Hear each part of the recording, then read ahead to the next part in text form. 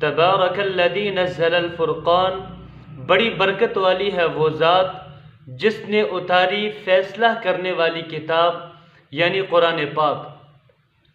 تبارک اس کے معنی ہیں برکت کے۔ حضرت ابن عباس رضی اللہ تعالیٰ عنہ نے فرمایا کہ اس آیت کے معنی یہ ہیں کہ تمام خیر اور برکت اللہ تعالیٰ کی طرف سے ہے۔ نزل الفرقان، جس نے اتاری فیصلہ کرنے والی کتاب۔ فرقان یہ قرآن پاک کا لقب ہے، اس لیے کہ قرآن پاک اپنے واضح ارشادات کے ذریعے سے حق اور باطل کے درمیان فرق کرتا ہے، اس لیے اس کو فرقان کہتے ہیں۔